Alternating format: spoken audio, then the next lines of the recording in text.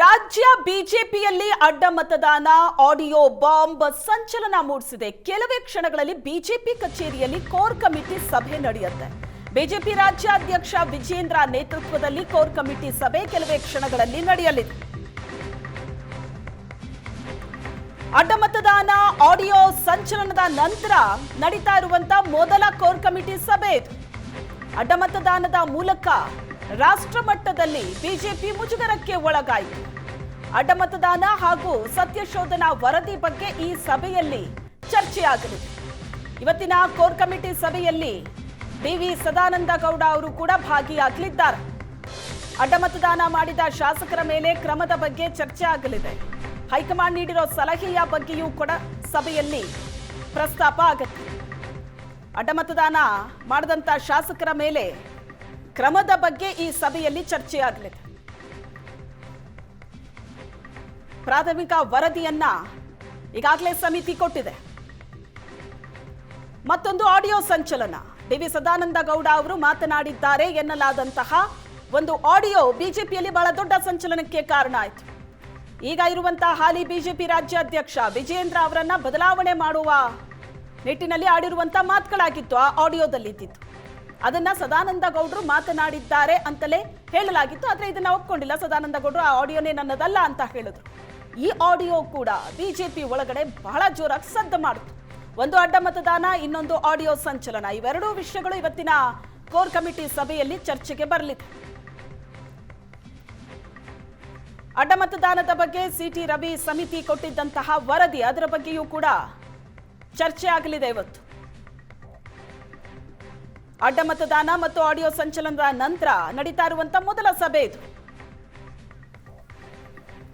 ಈ ಬಗ್ಗೆ ಹೆಚ್ಚಿನ ಡೀಟೇಲ್ಸ್ ಅನ್ನ ಕೊಡ್ತಾರೆ ನಮ್ಮ ಪ್ರತಿನಿಧಿ ರವಿ ಶಿವರಾಮ್ ಸಂಪರ್ಕದಲ್ಲಿದ್ದಾರೆ. ರವಿ ಶಿವರಾಮ್, ಇವತ್ತಿನ ಕೋರ್ ಕಮಿಟಿ ಸಭೆ ಪ್ರಮುಖವಾಗಿ ಯಾವ ವಿಷಯಗಳು ಈ ಸಭೆಯಲ್ಲಿ ಚರ್ಚೆ ಆಗುತ್ತೆ ಅಂತ? ಯಾಕಂದ್ರೆ ಸದ್ಯಕ್ಕಂತೂ ಬಹಳ ಜೋರಾಗಿ ಚರ್ಚೆ ಆಗ್ತಾ ಇರೋದೇ ಅಡ್ಡ ಮತದಾನ.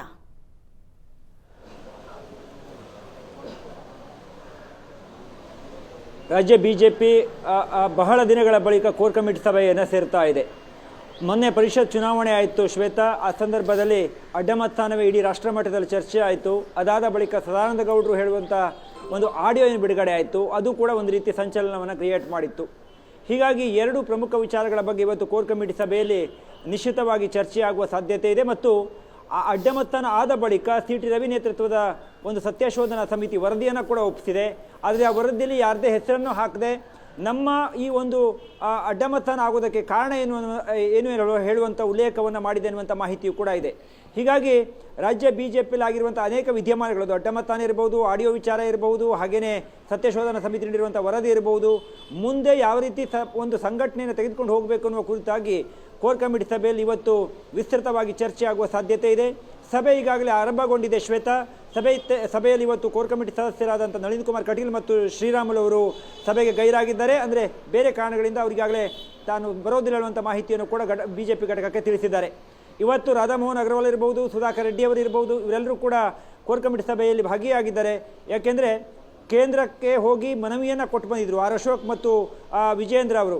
ಅಡ್ಡ ಮತದಾನಕ್ಕೆ ಕಾರಣಗಳೇನು, ಯಾಕೆ ಈ ಒಂದು ಪ್ರಕರಣ ಆಯಿತು, ಈ ಘಟನೆ ಆಯಿತು ಹೇಳುವ ಬಗ್ಗೆ ಸ್ವತಃ ರಾಷ್ಟ್ರೀಯ ಅಧ್ಯಕ್ಷ ನಿತಿನ್ ನಬೀನ್ ಬಳಿ ಹೋಗಿ ಮಾಹಿತಿಯನ್ನು ಕೊಟ್ಟಾಗ ಅವರು ವರದಿಯನ್ನು ಕೊಡಿ, ನಂತರದಲ್ಲಿ ನಾವು ತೀರ್ಮಾನವನ್ನು ಮಾಡ್ತೇವೆ ಹೇಳುವಂಥ ಒಂದು ಸೂಚನೆಯನ್ನು ರಾಜ್ಯ ಬಿಜೆಪಿಯ ನಾಯಕರುಗಳಿಗೆ ಕೊಟ್ಟಿದ್ದರು. ಆದರೆ ಇಲ್ಲಿಯ ತನಕ ಯಾರು ಅಡ್ಡ ಮತದಾನ ಮಾಡಿದ್ದಾರೆ, ಯಾಕಾಗಿ ಮಾಡಿದ್ದಾರೆ ಹೇಳೋದ್ರ ಬಗ್ಗೆ ಸುಳಿಯುವಂತೂ ಇಲ್ಲ. ಸ್ವತಃ ರಾಜ್ಯಾಧ್ಯಕ್ಷ ವಿಜೇಂದ್ರ ಅವರು ಧರ್ಮಸ್ಥಳಕ್ಕೆ ಹೋಗಿ ತಾನು ಯಾವ ರೀತಿ ನಡ್ಕೊಂಡೆ ಮತ್ತು ನನ್ನ ಜೊತೆ ಯಾವುದೇ ಒಂದು ವ್ಯಾವಹಾರಿಕ ಸಂಬಂಧಗಳಿಲ್ಲ ಡಿ.ಕೆ. ಶಿವಕುಮಾರ್ ಜೊತೆ ಹೇಳುವಂಥ ಹೇಳಿಕೆಯನ್ನು ಕೂಡ ಕೊಟ್ಟು ಬಂದರು. ಅದಾದ ಬಳಿಕ ಎಚ್.ಕೆ. ಸುರೇಶ್ ಅವರು ಕೂಡ ಹೋಗಿ ನಾನು ಅಡ್ಡ ಮತದಾನ ಮಾಡಿಲ್ಲ ಹೇಳುವಂಥ ಒಂದು ಆಣೆ ಪ್ರಮಾಣವನ್ನು ಕೂಡ ಮಾಡಿ ಬಂದಿದ್ದಾರೆ. ಹೀಗಾಗಿ ಅಡ್ಡ ಮತದಾನ ಬಳಿಕ ರಾಜ್ಯ ಬಿಜೆಪಿಯಲ್ಲಿ ಹೇಳಿಕೊಳ್ಳುವಂಥ ಉತ್ತಮವಾದ ಯಾವುದೇ ಒಳ್ಳೆಯ ರೀತಿಯಲ್ಲಿ ಚರ್ಚೆಗಳಂತೂ ಆಗ್ತಾ ಇಲ್ಲ. ಹೀಗಾಗಿ ಶ್ವೇತಾ, ಇವತ್ತು ಕರೆದುಕೊಂಡಿರುವಂಥ ಕೋರ್ ಕಮಿಟಿ ಸಭೆ ಸಾಕಷ್ಟು ಮಹತ್ವವನ್ನು ಪಡ್ಕೊಂಡಿದೆ. ಈಗ ಕೇಂದ್ರ ಸಚಿವರಾಗಿರುವಂಥ ಪ್ರಹ್ಲಾದ್ ಜೋಶಿ ಅವರು ಕೂಡ ಸಭೆಗೆ ಆಗಮಿಸ್ತಾ ಇದ್ದಾರೆ. ಕಳೆದ ಅಡ್ಡ ಮತದಾನ ಬಳಿಕ ಮೊದಲ ಬಾರಿಗೆ ಈ ಒಂದು ಕೋರ್ ಕಮಿಟಿ ಸಭೆ ಆಗ್ತಿರುವ ಹಿನ್ನೆಲೆಯಲ್ಲಿ ಇವತ್ತಿನ ಸಭೆಯನ್ನು ರಾಜ್ಯ ಬಿಜೆಪಿ ನಾಯಕರಾದಾಗಿ ಕಾರ್ಯಕರ್ತರೆಲ್ಲರೂ ಕೂಡ ಭಾಳ ಒಂದು ಏನಾಗಬಹುದು, ತೀರ್ಮಾನವನ್ನು ಯಾವ ರೀತಿ ತೆಗೆದುಕೊಳ್ಳಬಹುದು. ಯಾಕೆಂದರೆ ರಾಜ್ಯದ ನಾಯಕತ್ವ ಬದಲಾವಣೆಯಾಗಿದೆ. ಡಿ.ಕೆ. ಶಿವಕುಮಾರ್ ಅವರು ಮುಖ್ಯಮಂತ್ರಿ ಆಗಿದ್ದಾರೆ. ಮೊನ್ನೆ RSS ಮತ್ತು BJP ನಾಯಕರ ನಡುವೆ ಒಂದು ಸಭೆಯಾಗಿದೆ. ಸಭೆ ಬಳಿಕ RSS ನಾಯಕರು ಸೂಚನೆಯನ್ನು ಕೊಟ್ಟಿದ್ದಾರೆ, ಸಮನ್ವಯತೆ ಸಭೆಯನ್ನು ಮಾಡಬೇಕು. ಈ ಹಿಂದೆ ಕೂಡ ರವಿಕುಮಾರ್ ಅವರ ನೇತೃತ್ವದಲ್ಲಿ ಒಂದು ನೇಮಕ ಆಗಿತ್ತು, ಅದನ್ನು ತಿಂಗಳಿಗೊಮ್ಮೆ ಅಗತ್ಯ ಬಿದ್ದಾಗೆಲ್ಲವೂ ಕೂಡ ಮಾಡಬೇಕು ಅನ್ನುವಂಥ ಸೂಚನೆಯನ್ನು ಕೂಡ ಕೊಟ್ಟಿದ್ದಾರೆ. ಹೀಗಾಗಿ ಇವತ್ತಿನ ಕೋರ್ ಕಮಿಟಿ ಸಭೆಯಲ್ಲಿ ಸಾಕಷ್ಟು ವಿಚಾರಗಳು ಚರ್ಚೆ ಆಗುತ್ತೆ. BJP ಸಂಘಟನೆ ದೃಷ್ಟಿಯಿಂದ ರಾಜ್ಯದಲ್ಲಿ ಬದಲಾವಣೆ ಆಗಿರುವ ನಾಯಕತ್ವ ಮತ್ತು ಮುಂದೆ ಏನು ನಾವು ಹೋರಾಟವನ್ನು ಮಾಡಬೇಕು ಅನ್ನೋ ಕುರಿತಾಗಿ ಕೇಂದ್ರದ ಉಸ್ತುವಾರಿಗಳು ಕೂಡ ಒಂದು ಸೂಚನೆಯನ್ನು ಕೊಡಲಿದ್ದಾರೆ. ಮತ್ತು ಅಯೋಧ್ಯೆ ವಿಚಾರಕ್ಕೆ ಸಂಬಂಧಪಟ್ಟಂತೆ, ಹುಂಡಿ ಕಳ್ಳತನ ಪ್ರಕರಣಕ್ಕೆ ಸಂಬಂಧಪಟ್ಟಂತೆ ಕೂಡ ಮೊನ್ನೆ ಸಂಘ ಸೂಚನೆಯನ್ನು ಕೊಟ್ಟಿದ್ದೆ. ಯಾವ ರೀತಿ ಮಾತನಾಡಬೇಕು, ಹೇಗೆ ಮಾತನಾಡಬೇಕು, ಒಬ್ಬೊಬ್ಬರು ಒಂದೊಂದು ಮಾತನ್ನು ಆಡಿ ಜನರಲ್ಲಿ ಗೊಂದಲವನ್ನು ಕ್ರಿಯೇಟ್ ಮಾಡಬಾರ್ದು ಅಂತ ಸೂಚನೆಯನ್ನು ಕೂಡ ಕೊಟ್ಟಿರುವ ಹಿನ್ನೆಲೆಯಲ್ಲಿ ಒಟ್ಟಾರೆ ಎಲ್ಲ ವಿದ್ಯಮಾನಗಳ ಬಗ್ಗೆ ಇವತ್ತಿನ ಕೋರ್ ಕಮಿಟಿಯಲ್ಲಿ ನಿಶ್ಚಿತವಾಗಿ ಚರ್ಚೆ ಆಗುವ ಸಾಧ್ಯತೆ ಇದೆ. ಶ್ವೇತಾ. ಓಕೆ ರವಿ ಶಿವರಾಮ್, ಅಡ್ಡ ಮತದಾನ ಒಂದು ಕಡೆ ಆದರೆ ಇನ್ನು ಆಡಿಯೋ ಸಂಚಲನ ಬಿಜೆಪಿ ಒಳಗಡೆ ಆಡಿಯೋ ನನ್ನದಲ್ಲ ಅಂತ ಸದಾನಂದ ಗೌಡ್ರು ಹೇಳಿದ್ರು. ಈ ಕಡೆ ವಿಜಯೇಂದ್ರ ಅವರು ಅವ್ರದ್ದಲ್ಲ ಅಂದ್ರಲ್ಲ, ಮುಗೀತು, ಚರ್ಚೆನೆ ಬೇಡ ಅಂತ ಅಂದ್ರು. ಬಟ್ ಅಷ್ಟು ಸುಲಭವಾಗಂತೂ ಇದು ಬಗೆಹರಿದಿರ್ಲಿಕ್ಕಿಲ್ಲ. ಯಾಕಂದ್ರೆ ವಿಜಯೇಂದ್ರ ಅವರ ಬದಲಾವಣೆಗೆ ಆಡಿರುವಂತಹ ಮಾತು ಅದು ಸದಾನಂದ ಗೌಡ್ರದ್ದು ಅಂತಲೇ ಹೇಳಲಾಗಿತ್ತು. ಇವತ್ತಿನ ಕೋರ್ ಕಮಿಟಿಯಲ್ಲಿ ಈ ವಿಷಯ ಯಾವ ರೀತಿ ಚರ್ಚೆಗೆ ಬರುತ್ತೆ ಅಂತ?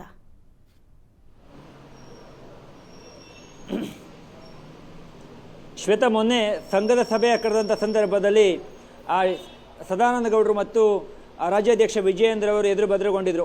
ವಿಜಯೇಂದ್ರ ಅವರು ಮುಂದಿನ ಸಾಲಲ್ಲಿ ಕುಳಿತಿದ್ರು, ಸದಾನಂದ ಗೌಡರು ಹಿಂದಿನ ಸಾಲಲ್ಲಿ ಕುಳಿತಾಗ ಹಿಂದೆ ಕುಳಿತ ಸದಾನಂದ ಗೌಡರು ವಿಜಯೇಂದ್ರ ಅವರು ನೋಡಿ ಕೈ ಮುಗಿದ್ರು. ವಿಜಯೇಂದ್ರ ಅವರು ಕೂಡ ಅದಕ್ಕೆ ನಗುತ್ತಲೇ ರಿಯಾಕ್ಟನ್ನು ಮಾಡಿದರು.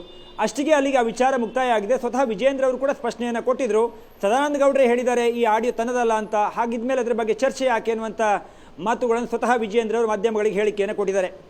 ಆದರೆ ತಾವು ಹೇಳಿದಂತೆ ಕಾರ್ಯಕರ್ತರ ಮಟ್ಟದಲ್ಲಿ ಅವರವರ ಒಂದು ಅಭಿಮಾನಿಗಳಿರ್ಬೋದು, ವಿಜಯೇಂದ್ರ ಅವರ ಇಷ್ಟಪಡುವಂಥ ಕಾರ್ಯಕರ್ತರಿರ್ಬೋದು, ಇಲ್ಲ ಇದು ಸದಾನಂದ ಗೌಡರೇ ಮಾತನಾಡಿದರೆ, ಸದಾನಂದ ಗೌಡರು ಇದು ಮಾತನಾಡಬಾರ್ದಾಗಿತ್ತು ಹೇಳುವಂಥ ಸೋಷಿಯಲ್ ಮೀಡಿಯಾದಲ್ಲಿ ತಮ್ಮ ಹೇಳಿಕೆಗಳನ್ನು ಹರಿಬಿಡ್ತಾ ಇದ್ದಾರೆ. ಆದರೆ ಪಾರ್ಟಿಯ ರಾಷ್ಟ್ರೀಯ ಮಟ್ಟದಲ್ಲಿ ಬಹುದೊಡ್ಡ ಚರ್ಚೆ ಆದಂತೆ ಕಾಣ್ತಾ ಇಲ್ಲ. ಮೊನ್ನೆ ಸೋಮಣ್ಣ ಅವರಿಗೆ ಪ್ರಶ್ನೆಯನ್ನು ಕೇಳಿದಾಗ ದೆಹಲಿಯಲ್ಲಿ ಏನಾದರೂ ಈ ಒಂದು ಆಡಿಯೋದ ವಿಚಾರ ಚರ್ಚೆಗೆ ಬಂತ ಅಂತ ಕೇಳಿದ್ವಿ. ಇಲ್ಲ, ಅದಕ್ಕೆ ಅದು ಯಾವುದೇ ರೀತಿಯ ಚರ್ಚೆಗಳಾಗಲಿಲ್ಲ, ಅದು ಇಲ್ಲಿಗೆ ಮುಕ್ತಾಯ ಆಗಿದೆ. ಸದಾನಂದ ಗೌಡರೇ ಸ್ವತಃ ತನ್ನ ಆಡಿಯೋ ಅಲ್ಲ ಅಂತ ಹೇಳಿದ ಮೇಲೆ ಚರ್ಚೆ ಯಾಕೆ ಅನ್ನುವಂಥ ಮಾತುಗಳನ್ನು ಕೇಂದ್ರ ನಾಯಕರು ಕೂಡ ಕೇಳಿದರು. ಜೊತೆಗೆ ನಮಗಿರುವ ಮಾಹಿತಿಯ ಪ್ರಕಾರ ಕೇಂದ್ರದ ಹೈಕಮಾಂಡ್ನ ಪ್ರತಿನಿಧಿಯೊಬ್ಬರು ಸದಾನಂದ ಗೌಡರಿಗೆ ಕರೆಯನ್ನು ಮಾಡಿ, ಶ್ವೇತಾ ಈ ಆಡಿಯೋದಲ್ಲಿ ತಾವೇನು ತಪ್ಪನ್ನು ಮಾತಾಡಿಲ್ಲ ಹೇಳುವಂಥ ಮಾತನ್ನು ಕೇಳಿದ್ರಂತೆ. ಆದರೆ ಆಡಿಯೋ ನಂದು ಅಲ್ಲ, ಅದು ನಾನು ಆ ಆಡಿಯೋದಲ್ಲಿ ನನ್ನ ಧ್ವನಿ ಅಲ್ಲ ಹೇಳುವಂಥ ಮಾತುಗಳನ್ನು ಸ್ಪಷ್ಟನೆಯನ್ನು ಸದಾನಂದ ಗೌಡರು ಕೊಟ್ಟಿದ್ದಾರೆ ಎನ್ನುವಂಥ ಮಾಹಿತಿಯು ಕೂಡ ಮೂಲಗಳಿಂದ ಗೊತ್ತಾಗಿದೆ. ಹೀಗಾಗಿ ಹೈಕಮಾಂಡ್ ಲೆವೆಲ್ಗೆ ಹೋಗಿ ಇದು ಚರ್ಚೆ ಆಗಿದೆ. ಆದರೆ ಗಂಭೀರವಾಗಿ ಇದ್ರ ಬಗ್ಗೆ ಯಾಕೆ ಹೀಗಾಯಿತು, ಏನಾಯಿತು ಅದರ ಬಗ್ಗೆ ವಿಸ್ತಾರವಾಗಿ ಚರ್ಚೆಗಳಾಗಲಿಲ್ಲ. ಆದರೆ ಕೋರ್ ಕಮಿಟಿ ಸಭೆಯಲ್ಲಿ ಇವತ್ತಾಗತ್ತಾ? ಯಾಕೆಂದರೆ ಈ ಒಂದು ಆಡಿಯೋ ವಿಚಾರ ಕಾರ್ಯಕರ್ತರ ಮಟ್ಟದಲ್ಲಿ ಪರಸ್ಪರ ಟೀಕೆಗಳಿಗೆ, ಪರಸ್ಪರ ಅವರನ್ನು ಇವರು ಟೀಕೆ ಮಾಡೋದಕ್ಕೆ, ಇವ್ರನ್ನ ಅವರು ಟೀಕೆ ಮಾಡೋದಕ್ಕೆ ಒಂದು ರೀತಿ ದಾರಿಯಾಗಿದೆ, ಒಂದು ವೇದಿಕೆ ಆಗಿದೆ. ತಮ್ಮ ಅಭಿಮಾನಿಗಳು ಅವರವರ ಪೋಸ್ಟರ್ಗಳನ್ನು ಹಾಕ್ಕೊಂಡು ಪಾರ್ಟಿಯನ್ನೇ ಅಥವಾ ಪಾರ್ಟಿಯ ನಾಯಕರುಗಳನ್ನೇ ಟೀಕೆ ಮಾಡುವಷ್ಟರ ಮಟ್ಟಿಗೆ ರಾಜ್ಯ BJP-ಆಗಿರೋ ಗೊಂದಲ ಈ ಆಡಿಯೋವನ್ನು ಯಾವ ರೀತಿ ಇವತ್ತಿನ ಕೋರ್ ಕಮಿಟಿಯಲ್ಲಿ ಚರ್ಚೆ ಮಾಡ್ತಾರಾ ಅಥವಾ ಇಲ್ಲ ಸದಾನಂದ ಗೌಡರು ಡಿನೇ ಮಾಡಿದ್ದಾರೆ ಹಾಗಾಗಿ ಬಿಟ್ಬಿಡೋಣ ಹೇಳುವ ತೀರ್ಮಾನಕ್ಕೆ ಬರ್ತಾರಾ ಕಾದು ನೋಡಬೇಕಾಗಿದೆ. Yes, thank you Ravi Shivaram.